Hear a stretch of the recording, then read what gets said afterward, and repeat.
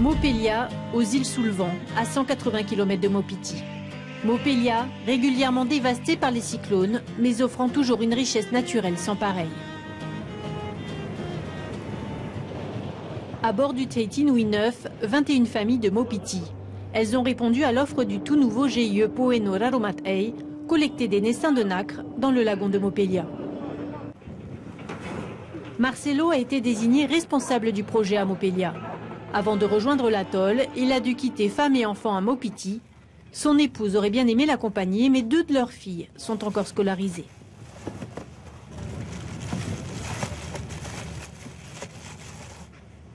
Il n'y a plus la femme pour laver ses linges, hein. Il se débrouille tout seul. On va devenir homme et femme. Faire à manger, laver le linge, faire le cofra, un peu de cofra. C'est la première fois, je ne sais pas, avec ma famille comme ça. Hein. C'est tout à fait normal parce que obligé d'y aller pour pouvoir trouver un nouveau emploi. C'est pour gagner, c'est pour le futur et l'avenir de nos enfants, surtout. Hein. Il va me montrer beaucoup. Oui, oui c'est sans ça maintenant. Hein. C'est normal. Hein. Cap Plein Ouest. Le bateau de la flottille administrative du territoire transporte les matériaux nécessaires à l'installation des familles. Il mettra 12 heures pour se présenter devant la passe au petit matin.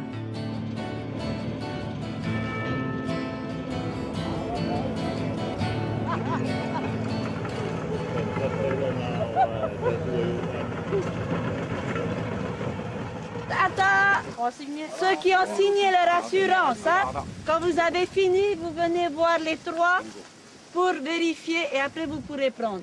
OK? Lise Hawatai représente les 24 perliculteurs des îles de Ta'a et de Raiatea. Ils ont besoin de matières premières, des nacres juvéniles. Elles seront collectées en milieu naturel par captage.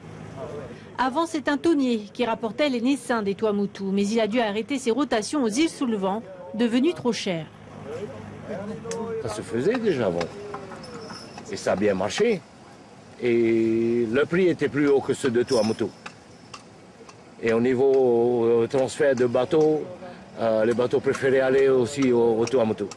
Et après, il y a eu les cyclones et ainsi de suite. C'est bien de travailler ensemble. Parce qu'il y a la force. Et puis ici, c'est un groupe. C'est un GIE quand même qui demande un bateau de l'administratif à venir. Donc il y a plus de poids. Quand les larves fixées sur ces collecteurs feront 1 cm, il faudra les protéger des prédateurs. Il faudra ensuite attendre 8 mois que les huîtres atteignent une taille suffisante pour les transporter vers les fermes perlières de Ta'a et de Raiatea. Là-bas, elles seront mises en culture pendant 1 an et demi avant d'être greffées. La Pintada margaritifera adulte aura cette petite valeur ajoutée et pas des moindres, la couleur bien spécifique du lagon de Mopelia.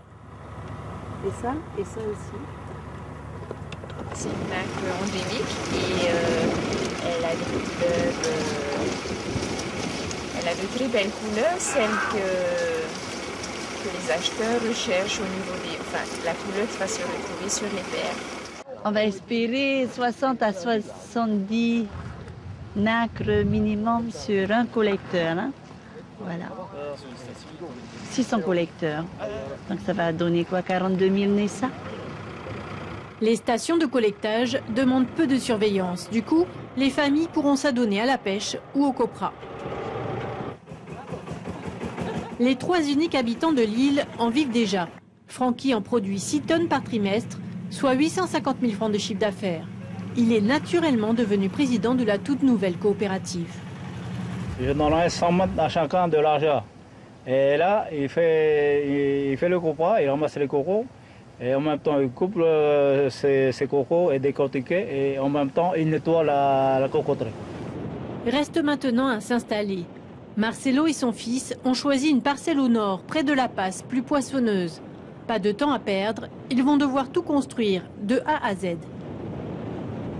On a tout débarqué avec tout le matos qu'il faut. Bois, tôle, clou, marteau et quoi. Tu vas la faire où ta maison? Là devant la citerne d'eau. Parce que pour moi, c'est intéressé l'eau. Le tractopelle de la mairie de Maupiti doit faciliter l'aménagement des familles. Une véritable course contre la montre pour le personnel communal. On ne peut pas aménager bien correctement comme ils veulent les gens. Hein. Parce que voir le bateau aussi quitte demain. Dans quelques heures, les familles se retrouveront isolées, sans eau courante, sans électricité ou très peu, avec une BLU pour seul moyen de communication. Communication qu'il faudra privilégier sur l'île pour éviter les conflits. Le contrat est clair, pas de production d'alcool local, pas de pack à lolo, pas de braconnage de tortues. Tout manquement au règlement provoquera un rapatriement forcé sur Maupiti. Mais les familles sont sereines et surtout motivées. Rendez-vous dans 8 mois.